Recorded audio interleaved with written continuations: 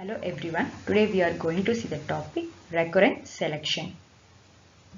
Idea of recurrent selection was given by Hayes and Garber in 1919 and Easton Johns in 1920, and the procedure is given by Jenkins in 1940. The term recurrent selection was given by Hull in 1945. This recurrent selection is also known as a modified form of progeny selection, because in progeny selection the selected plants are allowed to open pollinate, whereas it is self pollinated in case of recurrent selection. And the progeny of selected plants are open pollinated in progeny selection, whereas it is intermated in all possible combinations in recurrent selection. So on the basis of these two main aspects, this recurrent selection is known as a modified form of progeny selection.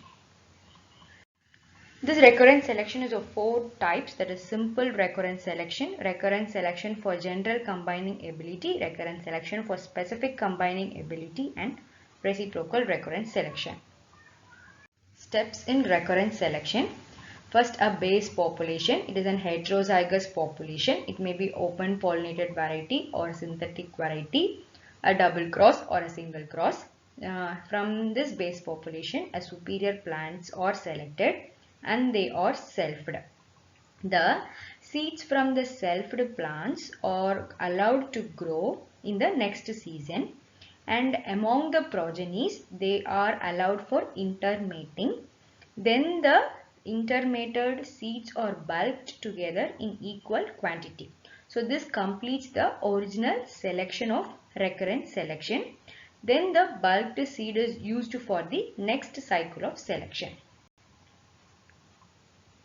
So next is simple recurrent selection. This is also known as phenotypic recurrent selection, and it is an extension of mass selection, whereas the selection is only based on the phenotype. Here the testers are not used. So the character that is to be selected is useful when it has a high heritability, and it does not measure any combining ability, and it requires 2 seasons for completion of one selection cycle. So this is a schematic diagram of the simple recurrent selection.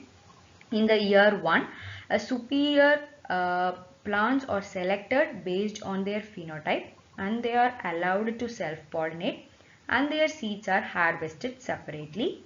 Then the individual progenies are planted and they are allowed for intermating in all possible combinations, and their seeds are composed. This is the original selection cycle. Next, the composed seeds, that is bulked seeds, are allowed to grow, and the plants are selected and they are allowed for selfing, and then the plants are planted individually and they are allowed for intermating, and their seeds are bulked together. This is the first recurrent selection cycle, and this steps is repeated for generation after generation. So it is called as recurrent selection. We are selecting year after year, so it is called as a recurrent selection. Recurrent selection for GCA and SCA. Here the selected plants are selfed and crossed to the tester, that is it acts as a male with a broad genetic base in case of GCA and an inbred in case of SCA.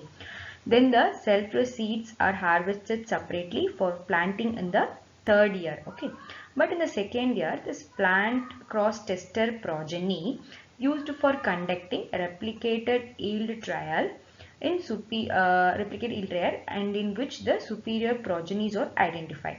Then in the third year, the selfed seeds, okay, and the corresponding superior progeny are grown in a separate progeny row, and they are allowed to intercross in all possible combinations, and their seeds are bulked together in equal quantities. This completes the original selection cycle.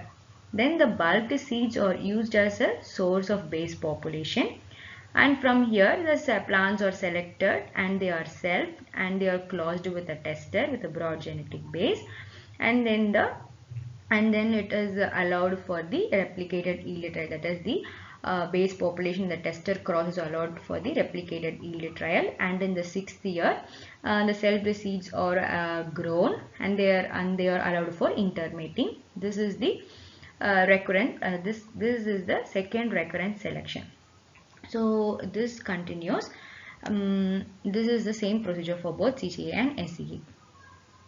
So what is a comparative and differentiative study of recurrent selection for GCA and SCA? Here the GCA was proposed by Jenkins and SCA was proposed by Hull. The tester used here is open pollinated variety and it is an inbred. And thus GCA is effective only when the character is incompletely dominant, and it is effective when it is complete and over dominance. And this GCA is effective when the condition shows an additive gene action and when it is a non-additive gene action. This both are mainly used to improve the quantitative trait, that is the polygenic traits. And also the selection is based on the test cross progeny, and it improves only the GCA of a character and SCA improves the SCA of the character. So as a result of GCA, recurrent selection of GCA, a synthetic variety is produced, and as a result of recurrent selection for SCA, a best hybrid in heterozygous breeding will be produced. So totally 3 seasons for each cycle is required for its completion in case of both GCA and SCA. Next is reciprocal recurrent selection. In this case, we are considering two different populations that combine well with each other. So here one acts as a tester for the other population. It is also same case. Here several plants are selected in the population, like we consider A and B. So several plants are selected in A and B, and the selected plants are self-pollinated, and each selected plant from A is test crossed with randomly selected plants of B, and it is vice versa.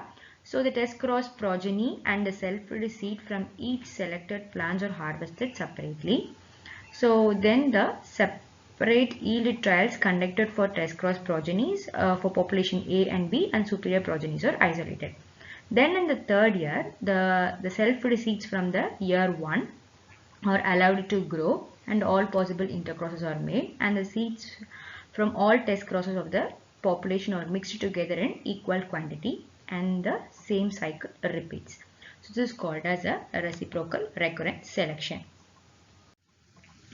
So this reciprocal recurrent selection was given by Comstock. Here 2 testers, that is each act as a tester for each other, and it is equally effective with all types of characters like incomplete, complete and over dominance, and it is used for the improvement of characters governed by both additive and the non-additive gene action, and it is used to improve the GCA and SCA for a specific character, and the selection is based on the test cross progeny, and it is used to produce a single cross and double cross hybrids.